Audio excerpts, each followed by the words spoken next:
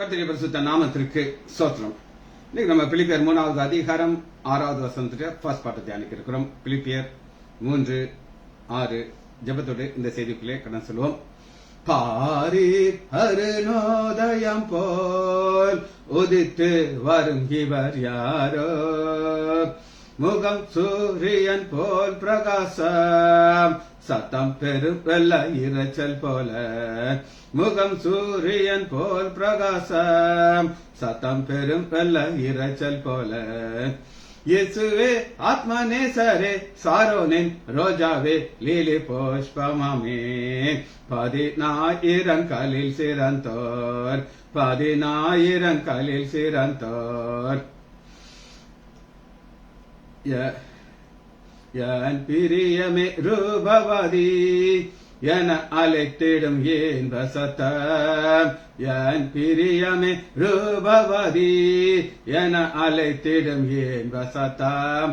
கேட்டு அவர் பின்னே ஓடிடுவேன், அவர் சமூகத்தில் மகிழ்ந்திடுவேன். கேட்டு அவர் பின்னே ஓடிடுவேன், அவர் சமூகத்தில் மகிழ்ந்திடுவேன்.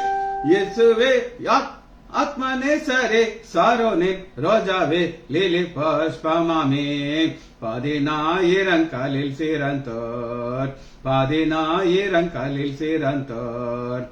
நாம் மகிழ்ந்து துதித்திடுவோம் ஆட்டுக்கோட்டையின் மன நாளிலே, நாம் மகிழ்ந்து துதித்திடுவோம் ஆட்டுக்கோட்டையின் மன நாளிலே. சுத்த பிரகாச ஆடையோரே பறந்திடுவோம் நாம் மேகத்திலே, சுத்த பிரகாச ஆடையோரே நாமும் பறந்திடுவோம் மேகத்திலே. இயேசுவே ஆத்மநேசரே, சாரோனின் ரோஜாவே, லீலி புஷ்பமாமே, 10,000 சிறந்தோர், 10,000 சிறந்தோர். இயேசுவின் நாமத்தினாலே ஜெபங்கள் பிதாவே, ஆமென். கர்த்தருடைய பரிசுத்த நாமத்திற்கு ஸ்தோத்திரம். Arokiya Raj brother praise lord, Kavitha sister praise lord, Janaki Ammal praise lord. பிலிப்பியர் 3வது அதிகாரம் 6வது வசனத்திலே ஃபர்ஸ்ட் பார்ட் தியானிக்க இருக்கிறோம். நம்ம என்ன தியானித்து கொண்டு இருக்கிறோம் அப்படின்னு கேட்டீங்கன்னா, பவுலுடைய மேன்மைகள்ல தியானித்து இருக்கிறோம். தனக்கு லாபம் என்று சொல்லுகிற ஒரு லிஸ்ட்ல 7 குறிப்புகள்ல பார்த்துக்கிட்டு இருக்கோம். இப்ப இந்த குறிப்புகளை நம்ம 2ஆ டிவைட் பண்ணலாம். எப்படி 2ஆ டிவைட் பண்ணலாம் அப்படின்னு நீங்க கேட்டீங்கன்னா, ஒரு செக்ஷன் அவர் அதை முயற்சி செய்து அவர் பெற்றுக்கொள்ளல, அவர் அதை முயற்சி செய்து பெற்றுக்கொள்ளவில்லை. ஆனா நம்ம இன்னைக்கும் நாளைக்கும் பார்க்கிறது அவருடைய எஃபர்ட்னால கிடைச்சிச்சு. இப்ப நான் டாக்டர் லைசான்ற குடும்பத்தில் பிறந்தது, நான் எந்த முயற்சியும் செய்யல, நான் பிறந்துட்டேன், அவ்வளவுதான். அதுபோல பவுல் 2 காரியம் நீங்க பார்க்கணும். ஒன்று, தன்னுடைய எஃபர்ட் இல்லாமல் அவருக்கு கிடைத்தது. 2வது, அவருடைய எஃபர்ட்னால கிடைத்தது. இப்ப ஒவ்வொரு பாயிண்டையும் எது அவருடைய எஃபர்ட்ல கிடைச்சது, எது எஃபர்ட்ல கிடைக்கல நம்ம டிஸ்கஸ் பண்ணி பார்க்க போறோம். பிலிப்பியர் 3வது அதிகாரம் 5வது வசனத்துல தான் ஃபர்ஸ்ட் குறிப்பு. நாம் 8ஆம் நாளிலே விருத்த சேதனம் அடைந்தவன். இது அவருடைய எஃபர்ட்ல கிடைக்கல. இப்படி யோசிச்சு பாருங்க. 8ஆம் நாள், எஸ், கர்த்தருக்கு ஸ்தோத்திரம், ஆண்டவருக்கு நீ ஸ்தோத்திரம் சொல்லணும்ப்பா. புஷ்பம், லீலி புஷ்பங்கிற செய்தி, அது குறிப்பாக ஒரு எக்ஸ்ட்ரா குறிப்பை நான் உங்களுக்கு சொன்னேன். அது எத்தனை பேர் அதை தியானிச்சிங்கன்னு எனக்கு தெரியாது. அது இப்ப நான் சொல்ல போறதில்லை. எக்ஸ்ட்ரா ஒரு குறிப்பு, சேஷ்டபுத்திர பாகம், ஏசா யாக்கோபுடைய ஒரு ஆழமான ஒரு காரியம். எல்லாருக்கும் அந்த வெளிச்சம் கிடைக்காது, கேட்டவங்களுக்கு யோகம். ரைட், இப்ப நம்ம வரும் 8ஆம் நாளில் விருத்த சேதனம் அடைந்தோம். இப்ப யோசிச்சு பாருங்க, 8 நாள் இருக்கிற குழந்தை சவுல் உங்க அப்பாட்ட போய், அப்பா அப்பா இன்னைக்கு 8ஆம் நாள் ஆக போகுதுப்பா, 7ஆம் நாளே வந்து அது பிள்ளை கேக்குது, எனக்கு விருத்த சேதனம் பண்ணுங்கப்பா. அந்த பிள்ளை கேட்க அதுக்கு என்ன நடக்குதுன்னு தெரியாது. அவங்க அப்பாவா எல்லாரையும் சொந்தக்காரங்களாம் கூப்பிட்டு நல்லா விருந்து வச்சு தேவாலயத்துல கொண்டு போய் விருத்த சேதனம் பண்ணிட்டு காணிக்கை கொடுத்து கூட்டிட்டு வந்துட்டாரு. அப்ப முதல் குறிப்பு அவருடைய எஃபர்ட்ல அது கிடைத்ததே கிடையாது. அது 8ஆம் நாள் விருத்த சேதனம் அடைந்தது. 2வது, இஸ்ரவேல் வம்சத்தான். இவர் இஸ்ரவேல் வம்சத்தார் பறக்கணும்னு சொல்லி அவருக்கு எந்த வித ஐடியாவும் கிடையாது. அநாதி தீர்மானத்தின்படி, நல்லா கேட்டுங்க, அநாதி தீர்மானத்தின்படி உலகம் உண்டாடுறதுக்கு முன்னாடியே ஆண்டவர் சவுல்ங்கிற ஒரு மனிதனை மைண்ட்ல கொண்டாந்துட்டார். கொண்டாந்து இவன் எந்த கோத்திரத்துல பிறக்கணும்னு சொல்லி பிக்ஸ் பண்ணிட்டார். இவர் மட்டும் ஒரு இந்தியாவில் நம்ம ஊர்ல ஒரு பிராமணா பிறந்திருந்தார்னா எந்த ஆசிரியம் அவர் கிடைச்சிருக்காரு. அப்ப ரெண்டாவது குறிப்பும் அவருக்கு எந்த எஃபர்ட் இல்லாம ஆண்டவரா பார்த்து கொடுத்த ஒரு ஸ்லாக்கியம். ஸ்லாக்கியம் ரைட் வேர்ட். அது ரெண்டாவது குறிப்பு இஸ்ரவேல். மூணாவது பென்யமீன் கோத்திரத்தான். அந்த பென்யமீன் கோத்திரத்தாரையும் இவர் தன்னுடைய எஃபர்ட்ல கிடைக்கல. அதாவது அதை பார்த்தா அது லீஸ்ட் கடே குட்டி. அந்த கடைக்குட்டியில நான் உங்களுக்கு சொல்லி கொடுத்தேன். பீதிகிற ஓனாய் மாதிரி ஒரு வம்சத்துல கொண்டு உட்கார வச்சிட்டார். ஒரிஜினல் கேரக்டர் அப்படித்தான். சபையை துன்பப்படுத்துறதுக்கு அந்த ஓனாய் போய் பீறி போட்டு அங்க தேவான கல்லறிய போய் இவர் கூட உட்கார்ந்துட்டு இருக்காரு, வேடிக்கை பார்த்துருக்காரு. இவர் தான் இன்ஸ்ட்ரக்ஷன் கொடுக்குறவர். உடனே கல்வெட்டு எழுதிட்டாங்க. அப்ப அந்த பென்யமீன்கிற ஒரு லீஸ்ட் கோத்திரத்துல பிறக்கிறது அவர் ஏற்பாடு கிடையாது. அது என்ன ஒரு பெரிய ஒரு இந்த பென்யமீன் கோத்திரம் அப்படின்னு கேட்டீங்கன்னா, ராஜாவாகிய சவுல், நல்லா கேட்டுக்கோங்க, ராஜாவாகிய சவுல் ஆண்டவர் கொடுத்ததுக்கு காரணம் என்ன அப்படின்னு நீங்க கேட்டீங்கன்னா, அது வில் ஆஃப் காட் கிடையாது. உங்களுக்கு ஒரு கிளாஸ் எடுத்திருக்கேன். வில் ஆஃப் காட் ஒன்று, பிரிமிசிவ் வில் ஆஃப் காட் ரெண்டு. என்னன்றது உங்களுக்கு வித்தியாசம் தெரியும். வில் ஆஃப் காட்ங்கிறது தேவனுடைய சித்தம். இப்ப நான் உங்க முன்னாடி உட்கார்ந்துருக்கேன், வசனத்தை போதிக்கிறேன். ஒரு one word at a time தான் நம்முடைய கான்செப்ட். அதுல போய் இன்னைக்கு 6வது தலைப்பை நான் உங்களுக்கு சொல்லி கொடுத்துட்டு இருக்கேன். இது வில் ஆஃப் காட். எனக்கு தெரியாது, உங்களுக்கு தெரியாது. ஆரோக்கியராஜ் பிரதர் இருக்காரு, கத்தோலிக்க சபையில இருந்து இங்க வந்து உட்கார்ந்துட்டு இருக்காரு. நாகரத்ன அம்மாள் ஒரு காலத்துல இந்துவா இருந்து இங்க வந்து உட்கார்ந்துட்டு இருக்கு. ஜானகி அம்மாள் ஒரு காலத்துல சட்டி எடுத்த அம்மா இங்க வந்து உட்கார்ந்துட்டு இருக்கு. கவிதா சிஸ்டர் ஒரு ஆண்டவரே அறியாத ஒரு அம்மா இங்க வந்து உட்கார்ந்து. இது எல்லாமே வில் ஆஃப் த காட். ரெண்டாவது என்னன்னா பிரிமிசிவ் வில் ஆஃப் காட் அப்படின்னு ஒண்ணு இருக்கு. கம்பல் பண்ணி ஆண்டவரை செய்ய வைக்கிறது பேர் பிரிமிசிவ் வில் ஆஃப் காட். இது என்ன அப்படின்னு நீங்க கேட்டீங்கன்னா, ஆண்டவர் சொல்லுகிறாரு, சாமுவேலே நான் தான்ப்பா ஆளுகை செய்யணும், எனக்கு ஆசை. நான் உன்னை மாதிரி தீர்க்கதரிசி மூலம் ஆளுகை செய்வேன். ஆனா அந்த மக்கள் எங்களுக்கு அதெல்லாம் வேண்டாம், எங்களுக்கு ஒரு ராஜா வேணும். ஏன்னா எல்லாரும் ராஜா இருக்காங்களா, நாங்களும் ராஜா வேணும். ஆண்டவர் சொல்றாரு, எப்பா வேண்டாம். அவன் பிள்ளைகளை இம்சப்படுத்துவான், அவன் குதிரை மாதிரி ஓட வைப்பான், பொம்பளை பிள்ளை எல்லாத்தையும் சமையல் கட்டில தூக்கி போட்டுருவான். அதெல்லாம் எங்களுக்கு நீ வேணும். சரி போ வச்சுக்கோ. இது வந்து பிரிமிசிவ் வில் ஆஃப் காட். அந்த பிரிமிசிவ் வில் ஆஃப் காட் மூலமாக வந்ததுதான் சவுல். வரும்போது ஒழுங்கா தான் இருந்தாரு, அவரை சேட்டை பண்ண ஆரம்பிச்சிட்டார். அந்த ஓனாயுடைய கேரக்டர் வந்துருச்சு. அப்ப இப்ப நாங்க பாக்குற பென்யமீன் கோத்திரத்தான்ங்கிறது பவுலுடைய எஃபர்ட்னால கிடைச்சது கிடையாது. அடுத்து பாருங்க, நியாய பிரமாணத்தின்படி பரிசை, இதுவும் அவருடைய எஃபர்ட்னால கிடைச்சது. அன்னைக்கு 2 குரூப் இருக்காங்க,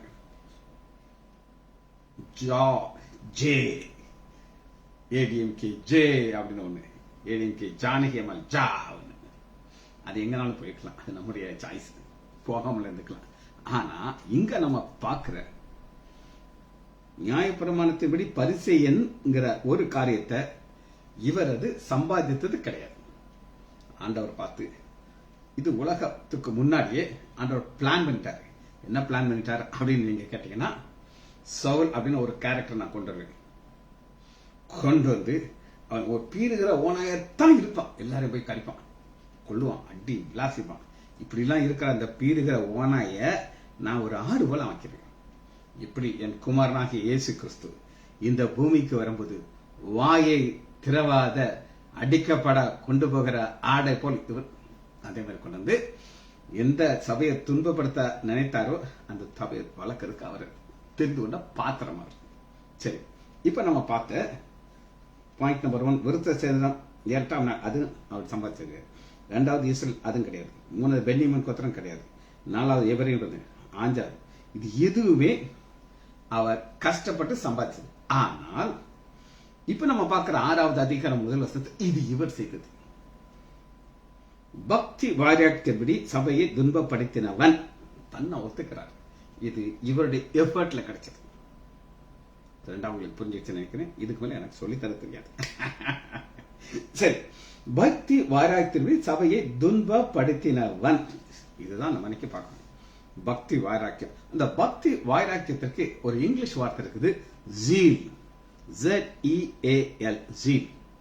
இந்த ஜீல் அப்படிங்கிற ஒரு மனிதன் ஒரு பக்தி வைராக்கியம்.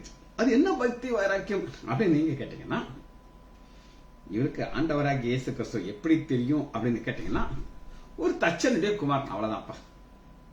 தச்சனுடைய குமார்.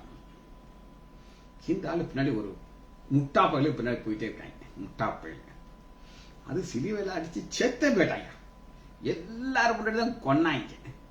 ஆனா இப்ப என்ன சொல்றாங்கன்னா, அவன் உயிர் தெளிந்துட்டானா. இது நடக்கிற காரியம். இது இன்னைக்கே கேள்விப்பட்டிருக்குமா? உயிர் தெளிந்தான்னா பொய்யா சொல்றாங்க. ஐயா நான் சொல்றேன் எனக்கு தரிசனம் சொல்லி சீசரா சொல்றாங்க.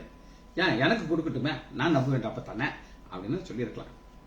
இப்ப தோமாவை குறித்து நம்ம அழகா வாசிக்கிறோம். ஆனா தோமா யார் அப்படின்னு நீங்க கேட்டீங்கன்னா, சீசர். சீசர்கிட்ட போய் என்ன கேட்டுட்டோம்னா என்ன தெரியுமா? ஆமா, எஸ், எனக்கு துன்பப்பட்ட என்னை காட்டினாரு அப்படின்னு தான் சொல்லுவான். சரி, எனக்கு காட்டுமே அப்படின்னு நினைச்சிருக்கலாம். அப்ப அந்த பக்தி வைராக்கியம் என்ன செய்ய வச்சது அப்படின்னு நீங்க கேட்டீங்கன்னா, ஒரு துன்பப்படுத்துற அளவு போயிடுச்சு. காரணம் என்ன அப்படின்னு கேட்டீங்கன்னா, இவர் ஒரு இஸ்ரவேலன். அந்த இஸ்ரவேலனுக்கு உபாகமத்துல என்ன சொல்லிக் கொடுக்குறதுன்னா, தேவன் ஒருவரே அப்படின்னு சொல்லி கொடுத்துருக்கு. அதனால அந்த பக்தி வைராக்கியத்தின்படி அவர் என்ன செய்யறாரு அப்படின்னு கேட்டீங்கன்னா, வாசிப்போமா? அப்போஸ்தலர் 8வது அதிகாரம் 3வது வசனம். அப்போஸ்தலர் 8:3.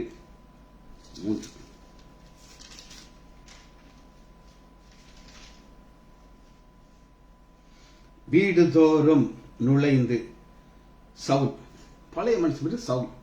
அந்த வீடுதோறும் நுழைந்து அப்படின்னா என்ன அர்த்தம்னா, கிறிஸ்தவர்கள் என்ன செய்வாங்க அப்படின்னா, ஒரு பாடல் பாடுவாங்க. சிங்கார மாளிகையில் ஜெயக்கிதங்கள் பாடிடுவாம், சியோன் மணவாளனோடான் ஆனந்த பாடி அன்பரை சேர்ந்து ஆறுதல் அடைந்திடுவாம். அங்கே அலங்கார மகிமையின் கிரீடங்கள் சூடி அன்பரில் மகிழ்ந்திடுவாம். அங்கே அலங்கார மகிமையின் கிரீடங்கள் சூடி அன்பரில் மகிழ்ந்திடுவாம். சத்தமா பாட்டேன்னா பேசுனா சத்தமா இன்னும் சத்தமா பாட முடியும். நான் ஒத்த மனுஷன் பாடும்போது எப்படி இருக்கு? வீட்டுக்குள்ள ஒரு 50 கிறிஸ்தவர்கள் சேர்ந்து இந்த பாடலை ஹை பிச்சில் பாடினா வெளியில கேட்குமா? கேட்காதா? கேட்கும். நியூஸ் வெளியில வந்துடும். ஐயோ, உங்க 50 கிறிஸ்தவங்களுக்கு சேர்ந்து ஒரே பாட்டு பாடி இம்சா பண்றாங்க. ஐயா, நியூஸ் யாருக்கு போயிடும்? சவுலுக்கு. சவுல் என்ன செய்வாரு? மூர்க்க வரையில் வர வேண்டாம், நான் சொன்னேன் உன்னைய இந்த பாட்டெல்லாம் பாடப்படாது பாருங்க உள்ள வந்துட்டார். சவுல் வீடு தோறும் நுழைந்து புருஷனையும் ஸ்திரீயிலும் இழுத்து கொண்டு போய் ஒரு நாயை இழுக்கிறது போல இழுத்துட்டு, இந்த சவுல பவுலா மாற்று இதே தாண்டா இவருக்கு பாதை கொண்டு வர. நம்ம தியானிச்சிருக்கோம். ஒரு குறி சொல்றப்ப என்ன ஆண்டவரை பத்தி சொல்றா. பவுல், சவுல் கிடையாது, பவுல் சொல்றாரு, இயேசுவின் நாமத்தில் அப்பாலே போபிசாசு. அது ஓடி போச்சு. அவனுக்கு ஓனருக்கு சம்பளத்தை எல்லாம் போயிடுச்சு. அவன் போய் கம்ப்ளைண்ட் பண்ணணும். இதே இந்த சவுல் பவுலுக்கு செய்யற. எந்த சவுல் தன் ஆண்டோடைய பிள்ளைகளை தரன்னு இழுத்துட்டு போறாரு, அதே மாதிரி ஆண்டவர் அந்த பாதையில கொண்டு போறாரு. இதாங்க நம்முடைய ஆண்டோடைய வல்லமை. எதை விதிக்கிறாயோ அதைத்தான் இருப்பேன். அதனால நீங்க ஒழுங்கா இருக்கணும். கண்டவத்தெல்லாம் பேசி விதைக்காதீங்க, பெரிய எலும்பு பிடிஞ்சு போயிடும். அவதான் நான் சொல்லுவேன். சரி, அப்ப ஆண்டவர் என்ன செய்கிறார் அப்படின்னு பாத்தீங்கன்னா, 4வது, சிதறி போனவர்கள் எங்கும் திரிந்து சுவிசேஷ வசனத்தை பிரசங்கித்தார்கள். இப்ப சபை சிதறி போகுது. இந்த சபை சிதறி போறதுக்கு காரணம் என்ன அப்படின்னு நீங்க கேட்டீங்கன்னா, அப்போஸ்தலர்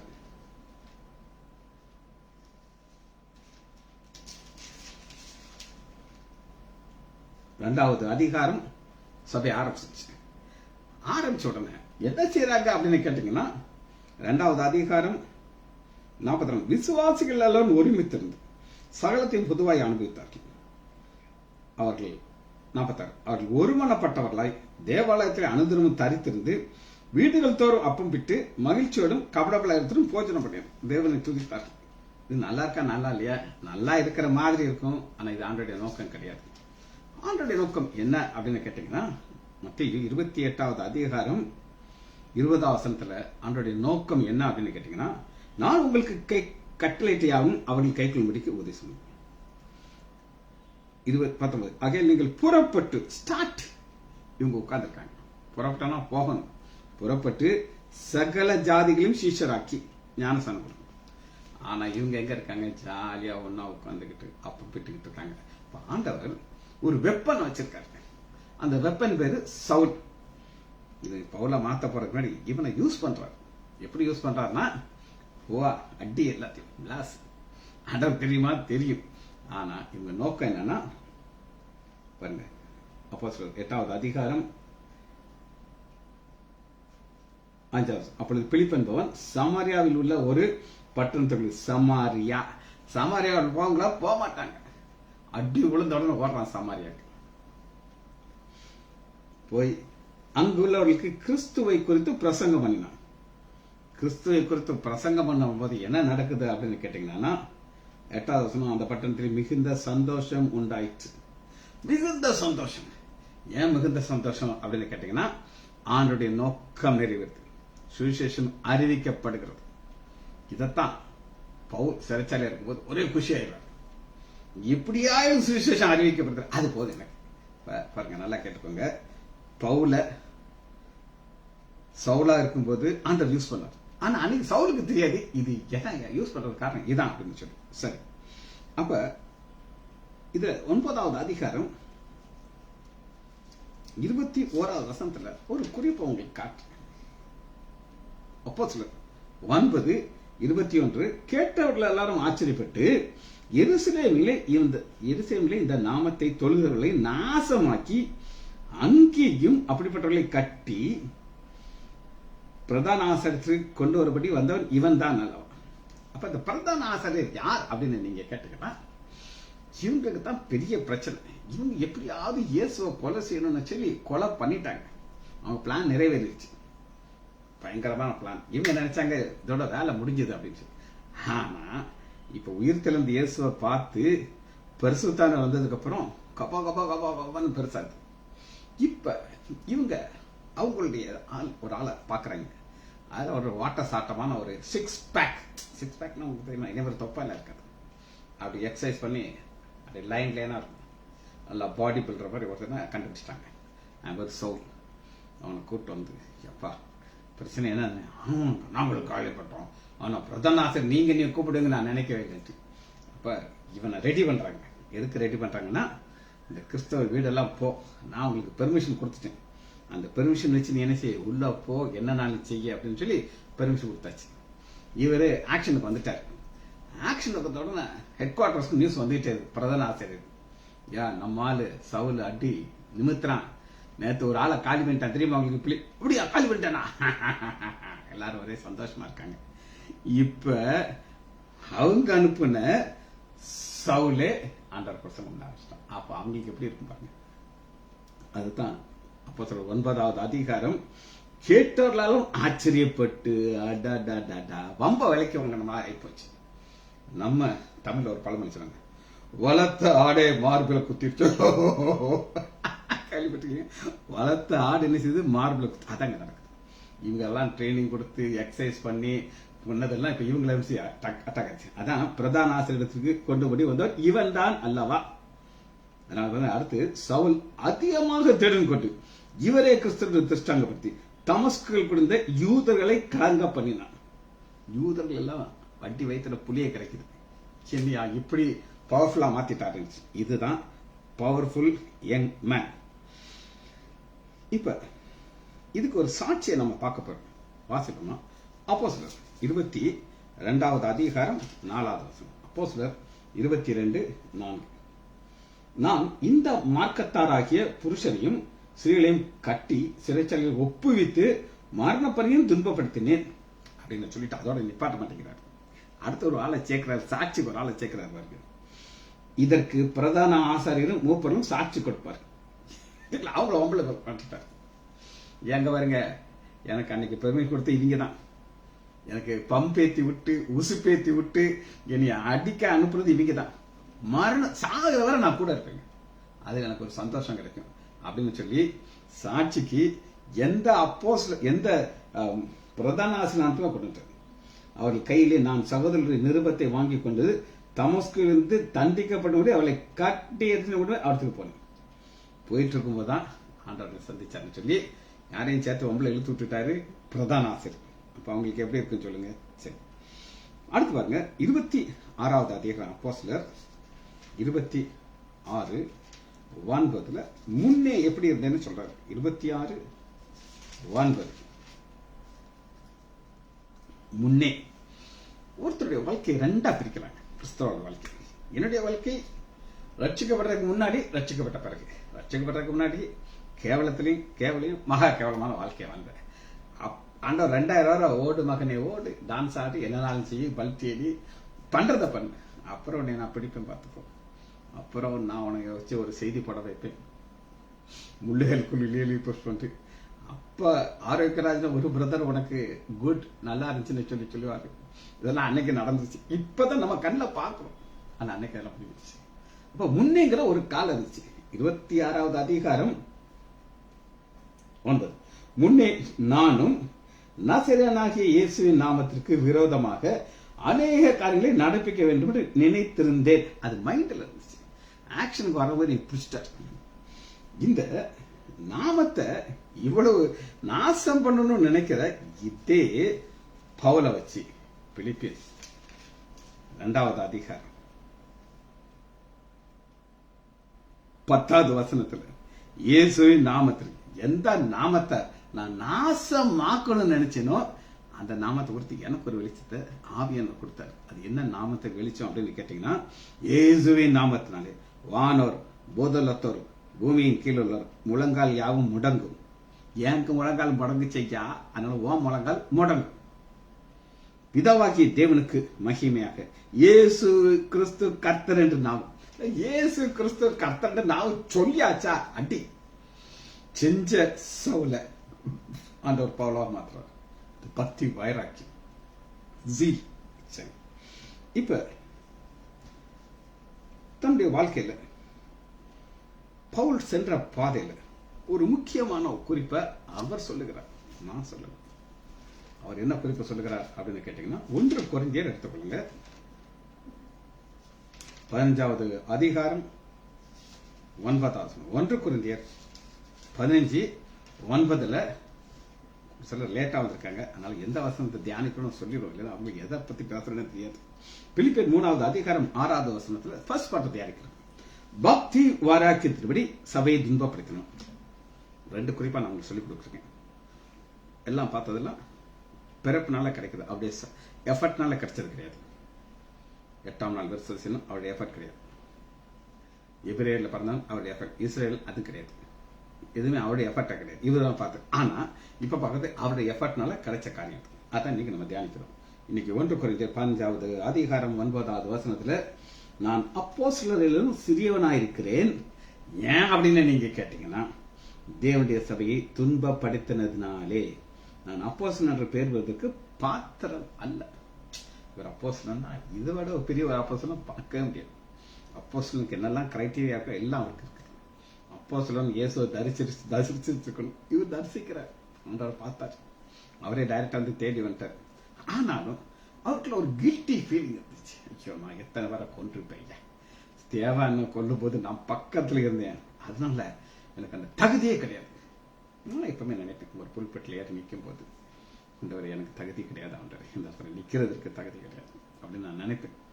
சொல்லிவிட்டு தான் நான் வசனத்தை ஆரம்பிப்பேன். அதுபோல எங்கேயும் சொல்றாரு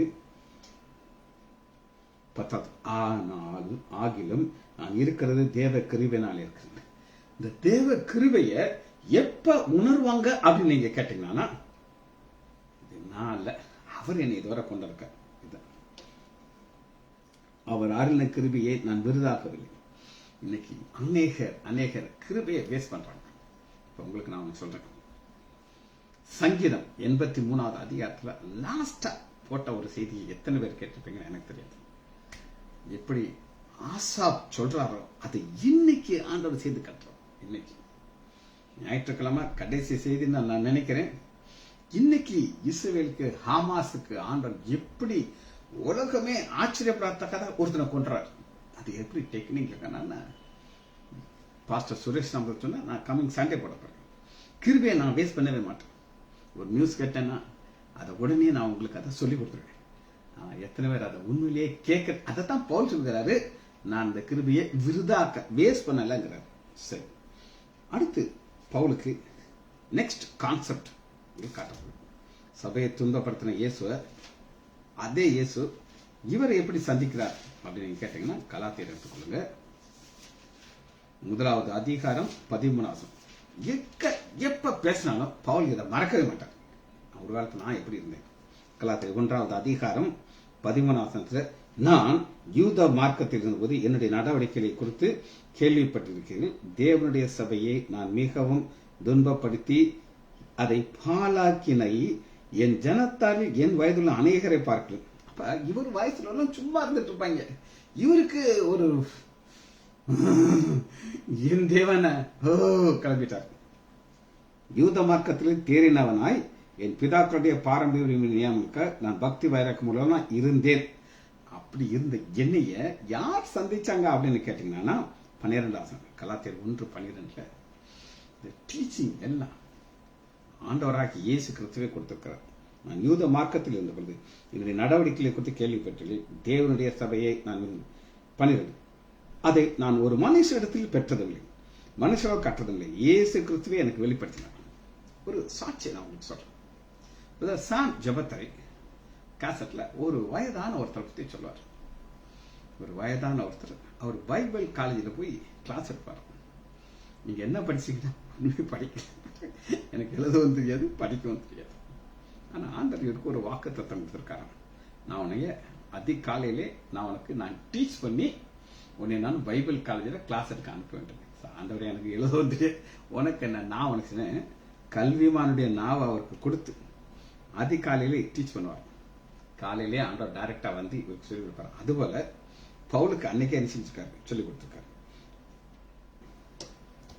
1 கொரிந்தியர் கலாத்தியர் 1வது அதிகாரம் 16 எதுக்காக இவரை ரெடி பண்ணார் அப்படின்னு கேட்டீங்கன்னா, தம்முடைய குமாரனை நான் புறஜாதியாருக்கு சுவிசேஷமாக அறிவு பொருட்டு, புறஜாதியாருக்கு நீதான் பார் பிக்ஸ் பண்ணிட்டாங்க, அதை வெளிப்படுத்தும் பொழுது நான் பிரியமாக உடனே ரெடி பண்ணிட்டேன். சரி, தீமோத்தேயுக்கு எழுதும் போது பவுல் இன்னும் சில காரியங்களை விளக்கமாக தன்னுடைய பழைய வாழ்க்கையை சொல்றார். எழுப்பமா 1 தீமோத்தேயு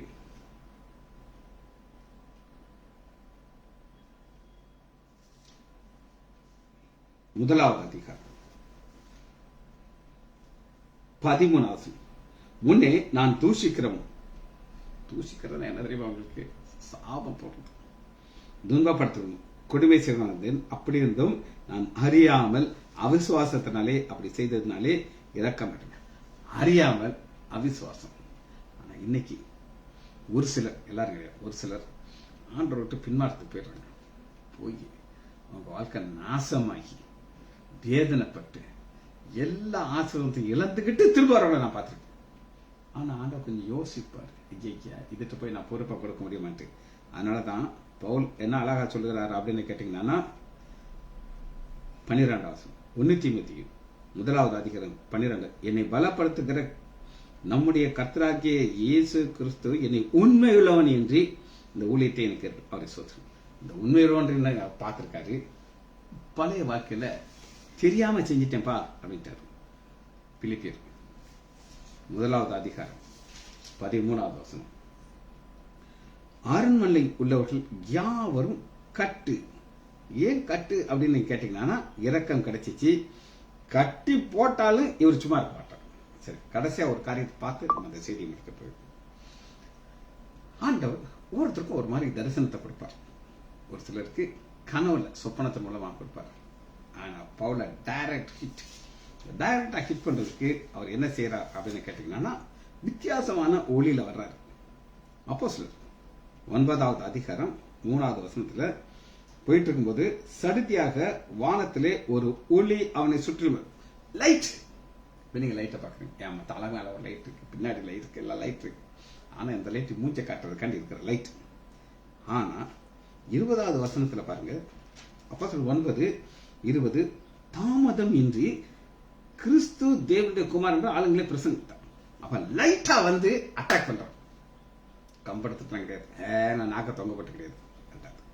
அதே பவுல் இன்னும் அந்த லைட்டை எப்படி சொல்லுகிறார் அப்படின்னு கேட்டீங்கன்னா, அப்போஸ்தலர் 22வது அதிகாரம் 6வது 22:6.